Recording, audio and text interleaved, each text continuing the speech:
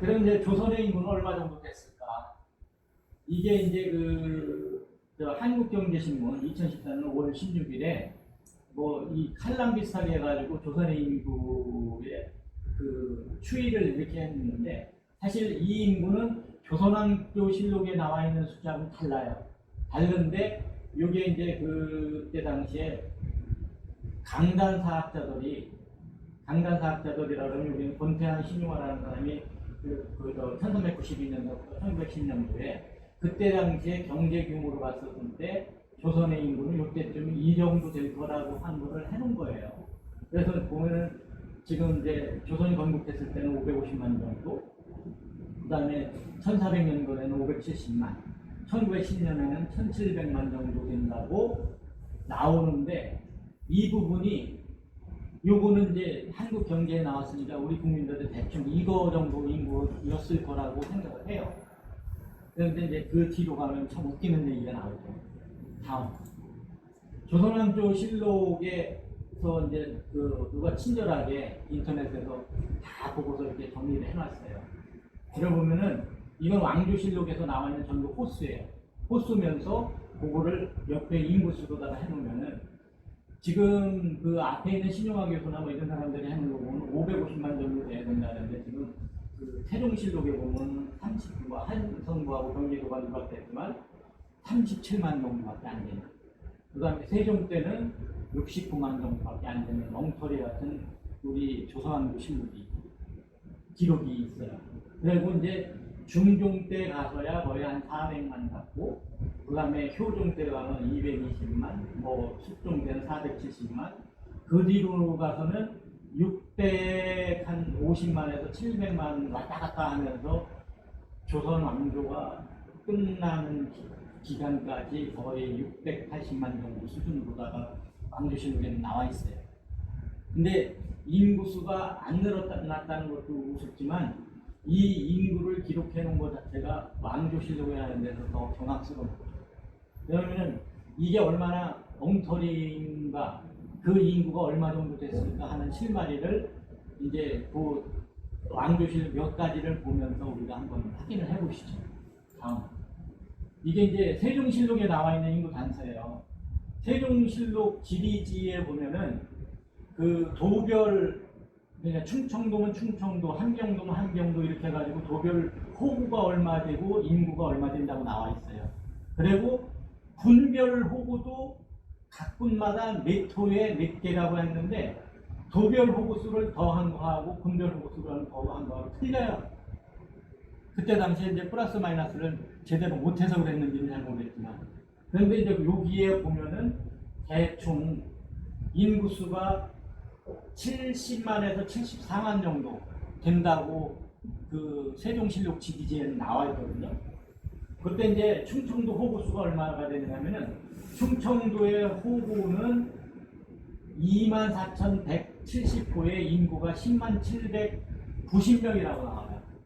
근데 이거랑 또 배치되는 게 세종실록의 본문에 들어가가지고 세종실록 19년 3월 26일자 세 번째 기사에 그 전라도에서 쌀 5만 석을 충청도에 옮기라라는 기사가 있어요. 세 번째 기사인데, 거기에 기사에 보면 웃기는 얘기가 나온다. 충청도에 이 기민들이 많이 생겨가지고 전라도에서 쌀 5만 석을 충청도에 옮겼는데, 이때 당시에 본도의 감사, 이게 충청감사겠죠. 본도라고 하면 충청감사가 그 상부의 아래기를 기민의 전후 수요 총계가 70만 1289명인데 이렇게 나오거든요. 그런데 이게 이제 세종실록 지리지의 그 충청도 인구수가 뭐 24,175에 인구가 10만이라고 그랬는데, 이거랑 웃기는 그 배치가 되는 거예요. 이 70만 전체가 보면은 세종실록 지리지 전체 그 도별 합계수가 70만 287명이니까 이거보다도 더 많은 기민이 생긴 거예요. 그러면은 세종실록 지리지에 나와 있는 인구는 몇 분의 1로 줄였을까? 이거를 한번 감안하시고 조선의 인구수가 아까 고구려 신라 백제 인구가 적어도 3, 4천만 이상 됐을 거라고 그러는 거를 감안해가지고 이걸 보시면은 적어도 10배 정도 되지 않을까요? 70만이 아니고 700만도 아니고 7천만 정도 되지 않을까. 세종 때. 이게 이제 그 세종실록 지리제에 나오는 인구 단서인데 이 부분을 잘 보시면서 조선의 그 초창기 인구가 얼마였을까를 다음. 그 다음에 이제 그 성종실록에 보면 인구 단서가 될 수 있는 부분이 이게 성종 23년 3월 27일자에 보면은 그 사직 이인석이 어머니가 후천인데 서울이라 해가지고 벼슬길이 막혔으니까 이거 좀 풀어주십시오 하면서 이 그 얘기를 해가지고 상소를 올린 게 있어요. 근데 그 상소에 보면은 무려 조성의 호수는 무려 100만이며 인구의 수는 10,000만입니다 했는데 이 한반도 조선사를 해석해놓은 그러니까 고전 번역을 해서는 10,000만입니다라고만 해석해놨어요. 10,000만이 1억이에요. 적어도 성종 때는 1억이라는 얘기를 해줍니다. 근데 사람들은 10,000만을 그냥 그 문구 하나하나 보지 않으면서 넘어가 버리고 저거는 그 반도 조선사에서 해석하는 거로는 10,000만이라고 하는 사람도 있고 엄청 많습니다. 이런 식으로 해석을 해가지고 그냥 넘어가 버린단 말이에요. 근데 우리가 글자 하나하나 보는 사람들은 10,000만이라고 하는 거는 1억이다. 그러니까 성종 때 인구는 1억이다라는 게 성종실록에 그 자료가 나와요. 그 다음 이러니까 든든하네 그냥. 네. 숙종실록에서 보면 인구 단서가 또 하나 나와요. 숙종 43년에 그 한성부에서 인구 호수를 올린 게 있거든요.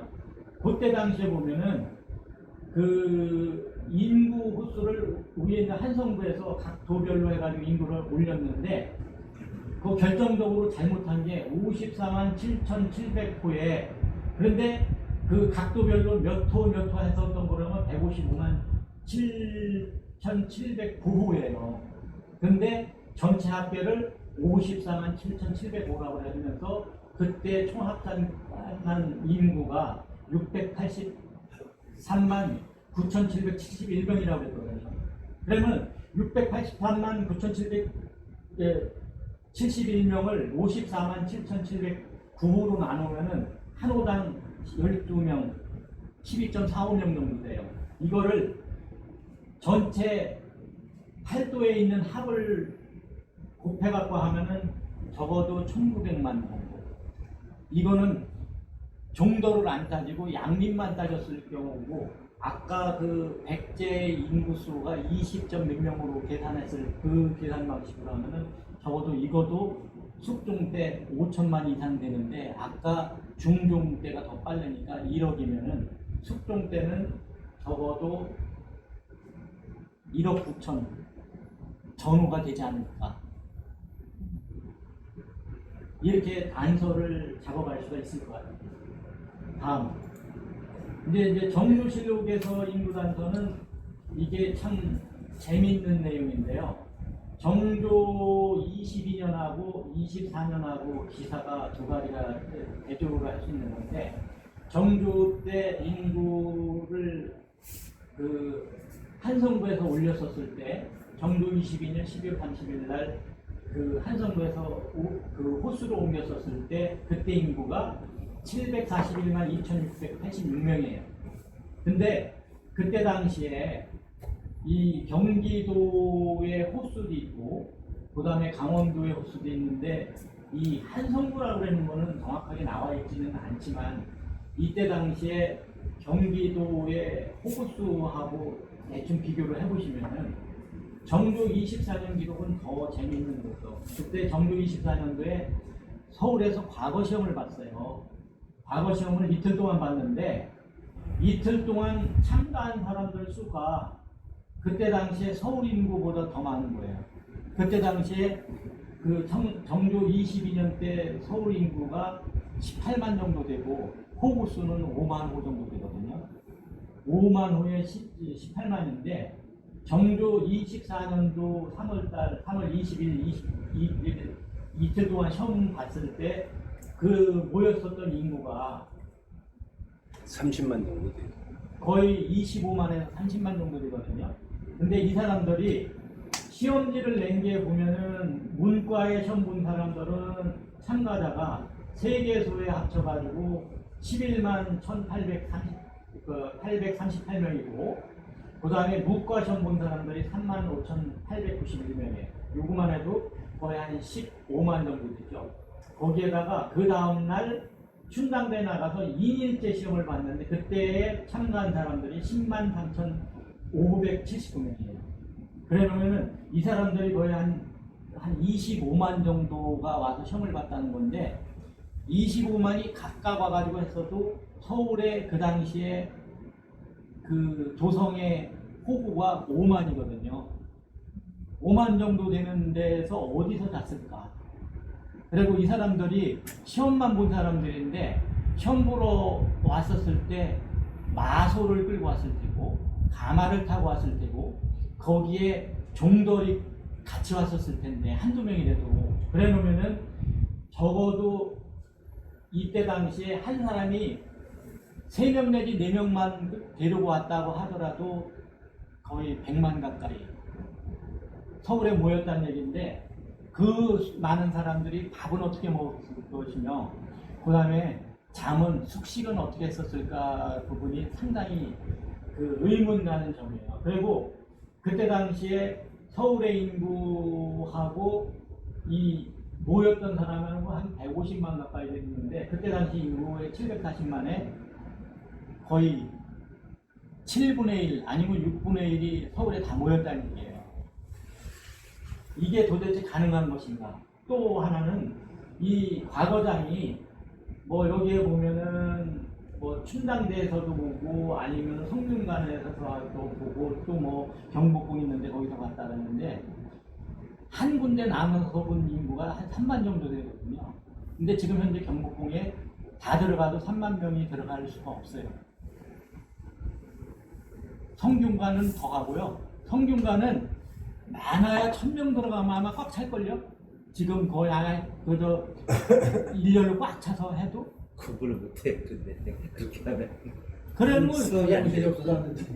시험도 보기도 힘들고 이게 이제 정조실록에 나와 있는 인구 단서니까 적어도 이때만 하더라도 1억 이상을 넘겼었다는 부분이 그 감으로 잡을 수 있는 거예요. 그다음 이게 이제 중국 고금지명대사전입니다.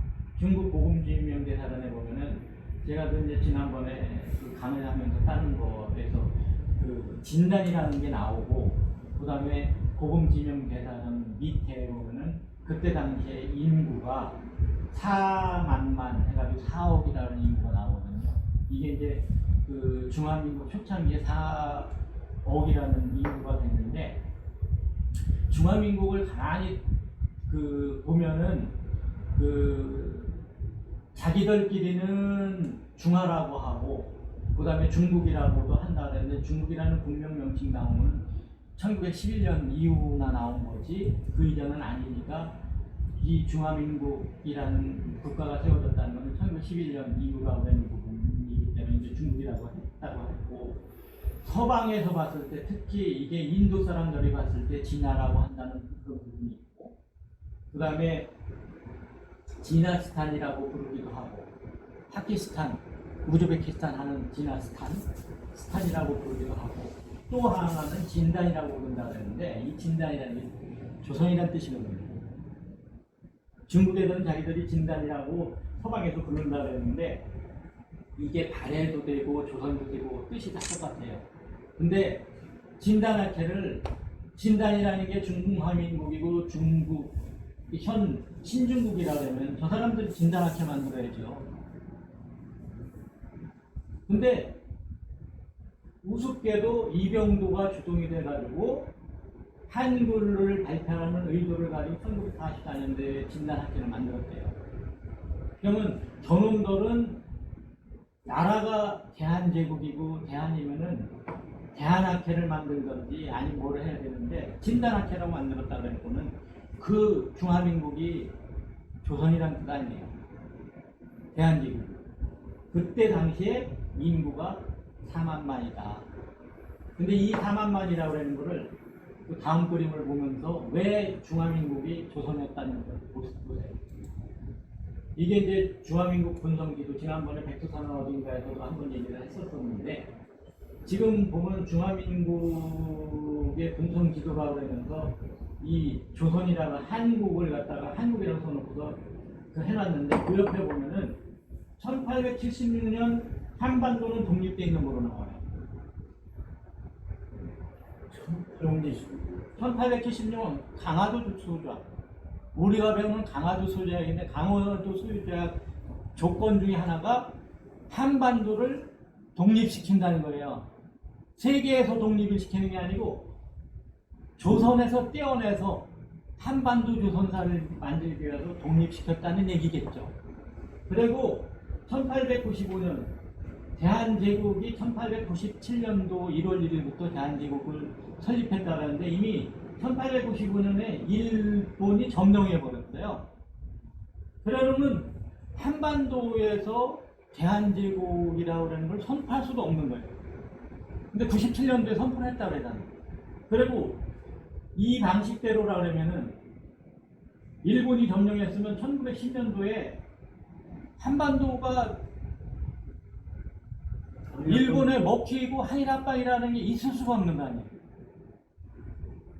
이 지도 인터넷 들어가 보면 무지하게 많습니다. 그래서 이제 저는 여기가 이제 그 알타이산이 백두산이라고 이제 비정을 하면서 지난번에 설명을 드렸지만 중화민국이 결국은 조선이다. 조선이 진단이었고 진단의 인구는 4만만이었다. 이런 거를 유추해낼 수 있는 거예요. 그래서 이제 그거에 관련된 거를 우리 그 당시를 살아갔던 사람들은 어떻게 썼나 그걸 한번 보시죠. 다음. 이게 이제 그 인터넷 들어가서 보면은 중국의 그 시대별 인구를 어떤 사람이 다 해갖고 했는데 대개 이 1492년에서 1500년 사이에 보면은 인구가 6대쯤 인구가 한 1억 정도 돼요. 그리고 1700년대 전후로 보면 이때가 우리가 그 강의 걸융 뭐 이때쯤 되겠죠. 이때쯤이 거의 2억이 넘었어요. 그때가 이제 청하고 명청 교체기를 전후로 해가지고. 근데 우리로 봐가지고는 영정조, 물론 인조 때서부터 따지지만 최전성기가 영정조 때니까 그때로 봤었을 때 2억이 넘어서는 거고, 이게 이제 그 청 말기 정도 되면 이제 4억으로. 근데 이거를 잘 보시면서 우리 조선사의 인구는 얼마 정도 됐을까를 여기서 한번 추론을 해보시면은 아 저게 우리가 생각했었던 실제 인구 정도 되겠구나 하는 것을 볼 수가 있어요. 그래서 이 부분은 인터넷 들어가서 보면은 중국의 시대별 인구를 이렇게 쳐갖고 보면 이거 뭐 나오거든요. 그래서 찾아가서 한번 보시고 조선의 인구를 반영해 보시죠. 다음. 이거는 이제 그 앞으로 3가지 정도의 문집을 이렇게 할 텐데